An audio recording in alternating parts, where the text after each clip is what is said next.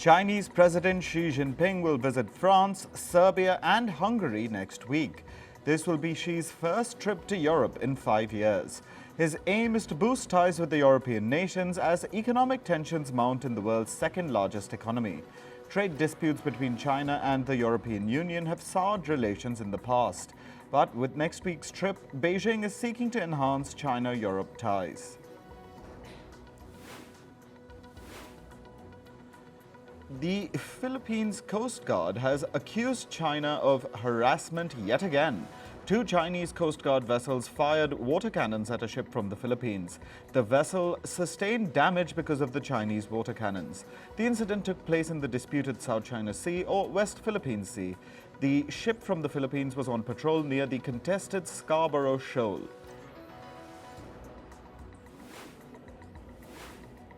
U.S. Secretary of State Antony Blinken is headed to Jordan after departing Saudi Arabia. The U.S. top diplomat will meet Jordan's King Abdullah II and Foreign Minister Ayman Safadi in Amman. During his trip, Blinken will continue negotiations over a temporary truce in the Gaza war. Later in the day, Blinken will head to Israel.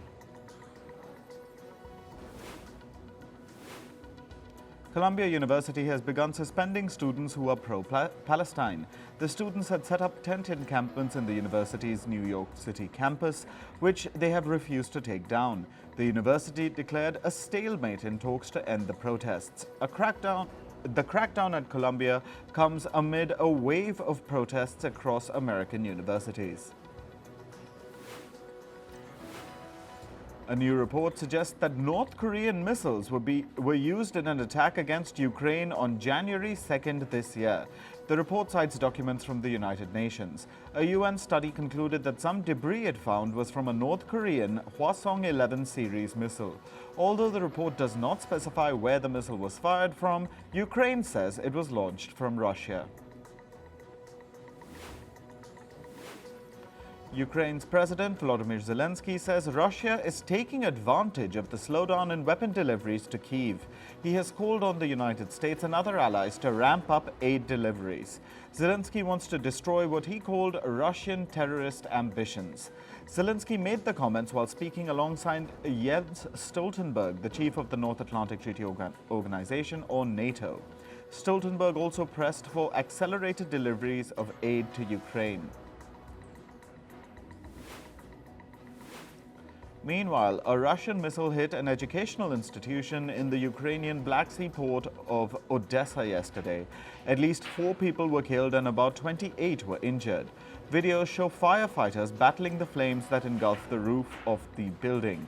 Local reports say the roof is now nearly destroyed. Scotland's First Minister Humza Yousaf has resigned as leader of the Scottish National Party. Yousaf said he has ordered his party to choose a replacement. His resignation came after a week of chaos following his decision to scrap a coalition agreement with the Scottish Green Party. Yousaf was also due to face a no-confidence vote later this week. Manasseh Sogavare, the incumbent Prime Minister of the Solomon Islands, has bowed out of the prime ministerial race. Sogavare announced his decision in a televised news conference. It came as the country's lawmakers are due to vote for their next Prime Minister on Thursday. Earlier this month, Sogavare's party failed to secure a majority in the Solomon Islands general elections. Ecuador has taken Mexico to the International Court of Justice. This is over Mexico's decision to grant asylum to Ecuador's former Vice President Jorge Glass. Ecuador has asked the UN tribunal to declare Mexico's actions illegal. Earlier this month, Glass was arrested after the Ecuadorian police stormed the Mexican embassy in Quito. Glass had been living in the embassy since December. At least 25 people have died in a bus crash in the South American nation of Peru. About 13 others have been injured. Authorities say the bus overturned and fell down a slope into a river. This marks Peru's deadliest highway accident in 2 years.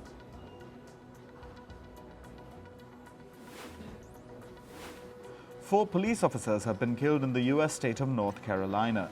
They succumbed to their injuries after they were shot another 4 officers have been injured. The officers were shot while they were carrying out investigations against a convicted felon for possessing a firearm. The suspect fired at them with a high-powered rifle. Following this, the police returned fire and shot the suspect dead. In climate news, at least 46 people died after a makeshift dam burst in the flood-hit country of Kenya. The region's governor said that 110 people who sustained injuries are in the hospital. The dam burst near the town of Mai Mahiya, sending torrents of mud and water down a hill. The deluge devastated a village by cutting off roads, uprooting streets, and washing away homes.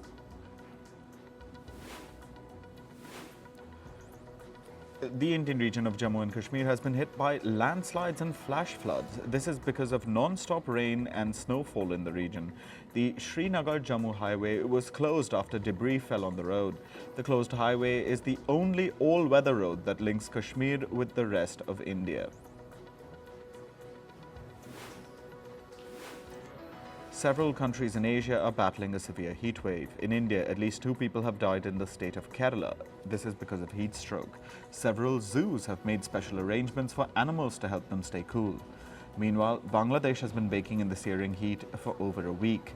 In the Philippines, business owners say that the ongoing heat wave has impacted their earnings because residents are reluctant to step out of their homes. Myanmar experienced its hottest ever April temperature yesterday. The mercury touched 48.2 degrees Celsius in the town of Chowk. Authorities say that this is the highest temperature recorded in 56 years. Experts say that human-induced climate change has led to the intense levels of heat. Vietnam's coffee farmers are facing water shortages. The places where they fetch water from have touched critically low levels. This happened after they increased the use of water amid excessive dryness. The climate change-induced dryness has caused a severe water deficiency, which in turn has caused nutrient imbalances in the coffee plantations. China has been battling extreme weather conditions in the past few weeks as well. After heavy flooding, now a hailstorm has hit China's southern Jiangxi province. The hailstone smashed windows in several cars. Meanwhile, the northern Hebei province was blanketed in snow. Temperature in some areas went as low as -5 degrees Celsius. England has received an unprecedented amount of rainfall so far this year. Farmers in the country are struggling to save their harvest amid the severe downpours. Crops in some farms have completely been wiped away. Authorities expect wheat yields to go down by 15% this year in the UK. Winter barley and oilseed rape have seen a 22% and 28% drop respectively. This means the prices of beer, bread and biscuits will eventually rise. The G7 countries will wrap up their climate talks in Italy today.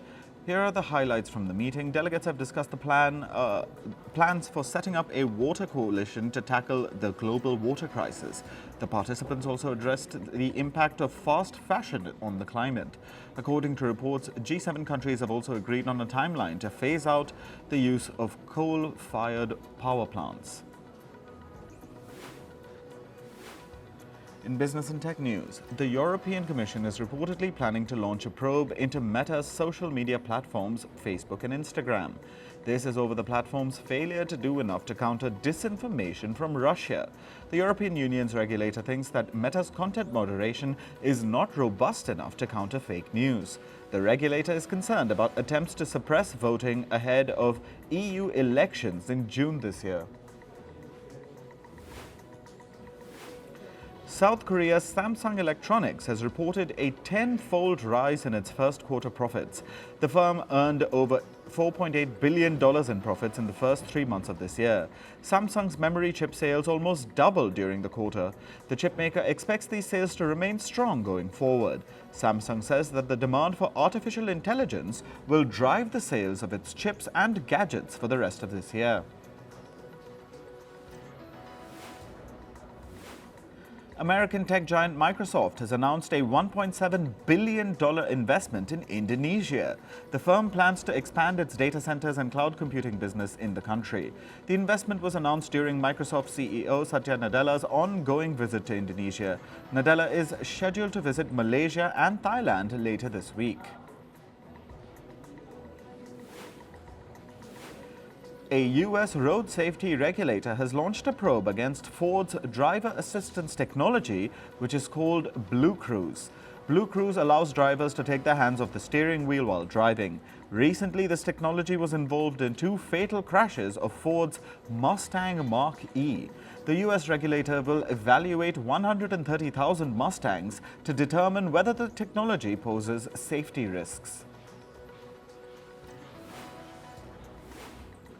From 2029, all new cars and trucks in the U.S. will be required to have automatic emergency brakes. This is according to a new U.S. federal safety regulation which was announced yesterday. The emergency braking system should have sensors that can apply the brakes to avoid a collision if the driver fails to do so.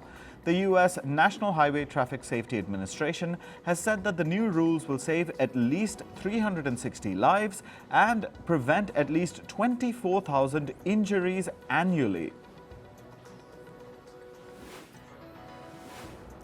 The Chinese electric vehicle maker BYD released its quarterly earnings report yesterday. It has missed market estimates. The EV maker reported an almost 4% rise in revenue for the first quarter of this year.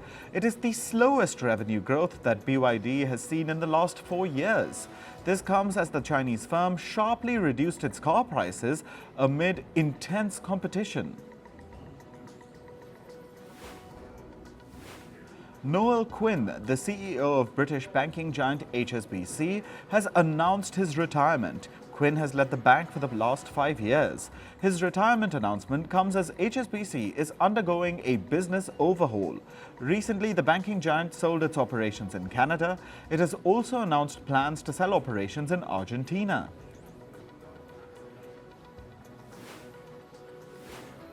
Shares of the American pizza chain Domino's rose by 8% yesterday. This was after the firm reported strong quarterly earnings for the first quarter of this year. The company reported a close to 6% rise in revenue in Q1 compared to a year ago. Domino's says that promotional schemes like Boost Weeks, which offer 50% discounts, helped its performance. The American entertainment firm Paramount Global has replaced its CEO, Bob Bakish. He has been replaced with 3 top executives. This includes the president and CEO of CBS, George Cheeks, Paramount Picture Studio chief Brian Robbins, and the head of Paramount's TV networks, Chris McCarthy. The reshuffle comes as Paramount Global is in the middle of merger negotiations with the entertainment firm Skydance Media. Meanwhile, the American media firm NBC Universal is reportedly bidding on basketball.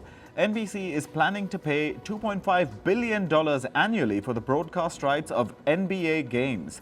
The broadcasting rights deal between the NBA and Warner Brothers expired last week. Warner Brothers was paying about $1.2 billion annually for the NBA broadcasting rights. Moving to sports, we start with cricket and the Indian Premier League. Kolkata Knight Riders beat Delhi Capitals by 7 wickets yesterday. Delhi skipper Rishabh Pant won the toss and opted to bat first. KKR restricted Delhi to 153 for 9 in 20 overs. Spinners Sunil Narine and Varun Chakravarti led Kolkata's bowling attack. During Kolkata's innings, Phil Salt smashed 68 of just 23 balls. KKR wrapped up their chase in 16.3 overs. Australia's cricket board has announced major changes to its women's cricket program. There's a pay hike for women cricketers who will now earn an average salary of $160,000. A new domestic T20 competition has been introduced as well. Cricket Australia also aims to increase its total revenue from women's cricket by $100 million.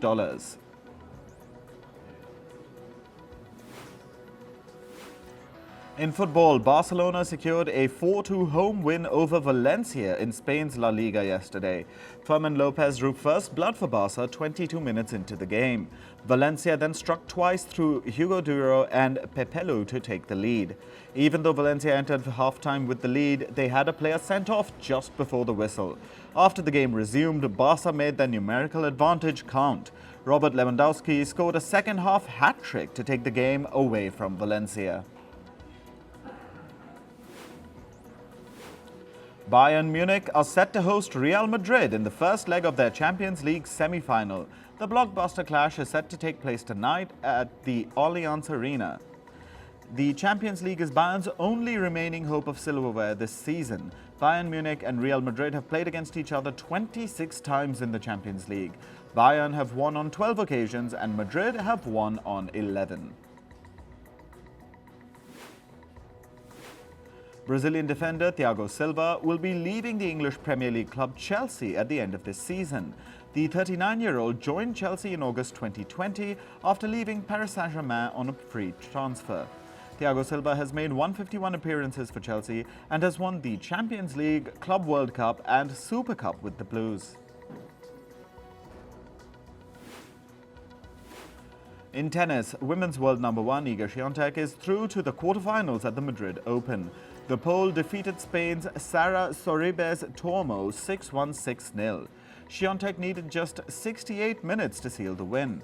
She will now play the 11th seed Brazil's Beatriz Haddad Maia in the last 8.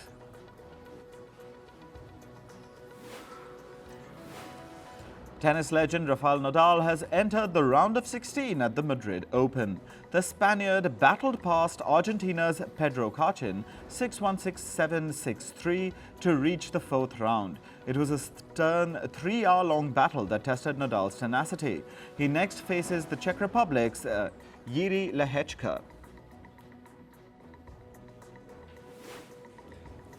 Men's world number 2 Jannik Sinner is also through to the 4th round of the Madrid Open. The Italian downed world number 72 Pavel Kotov 6-2, 7-5 in straight sets.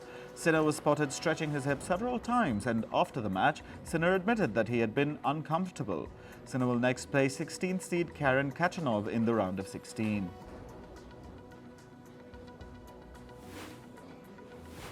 India beat reigning Olympics champion South Korea 5-1 in the Archery World Cup. Team India clinched the gold in the men's team recurve category.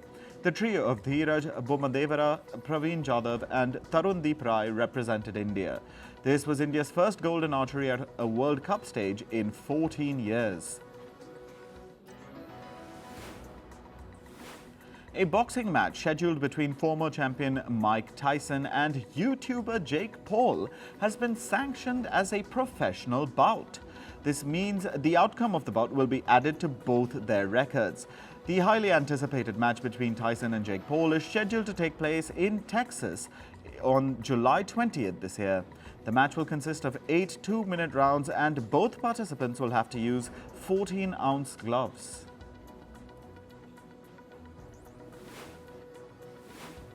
In entertainment news, the super-hit cartoon series Scooby-Doo is making a comeback.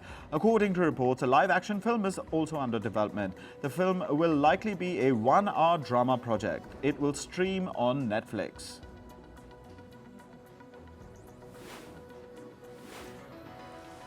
The upcoming series Hira Mandi The Diamond Bazaar premiered in Los Angeles. Director Sanjay Leela Bhansali along with Lily Singh and Sharmin Sehgal attended the event.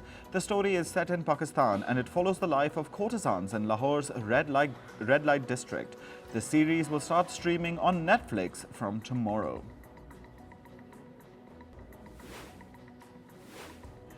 According to Amazon Prime Video, Fallout has garnered a viewership of 65 million.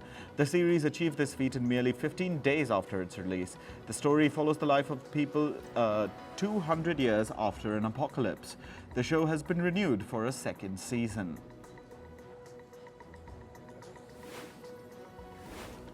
The makers of Mufasa the Lion King have released the film's first trailer. The film is the prequel to The Lion King, which released 3 decades ago. The story revolves around the Lion King Simba's father, Mufasa. The film will release in December this year.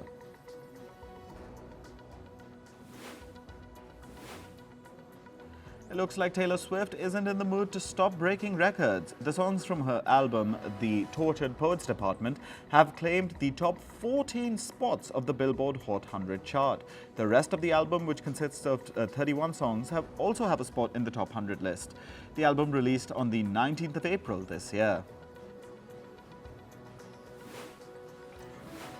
Singer Billie Eilish has announced the dates for her upcoming tour, Hit Me Hard and Soft.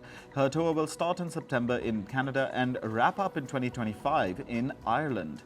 She will be donating part of her earnings to an environmental non-profit organization.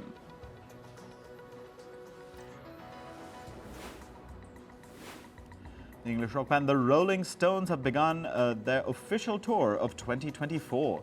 The band's first concert took place in the US state of Texas. Their performance lineup consists of the band's new and old iconic songs. The Rolling Stones will be traveling to places like Seattle, Las Vegas, and Chicago in the US.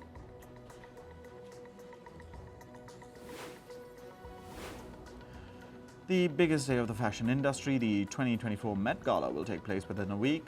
Rihanna has shared her plans for the day. She revealed that she has planned to keep it simple this year. She stated that her makeup and hairstyle will define her appearance. The event will take place on the 6th of May.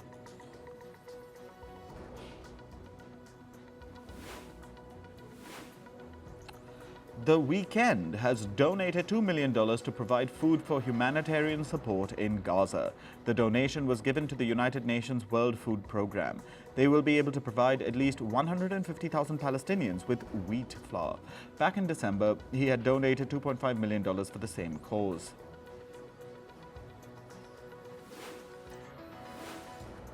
The people of the Japanese capital, Tokyo, celebrated Godzilla's 70th anniversary. To mark the occasion, a 100-meter-tall image of Godzilla was projected onto a government building.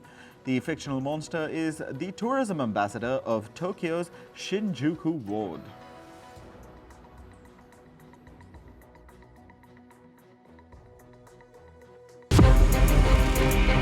From impeachments to inaugurations, if it's a political story, we are on the scene.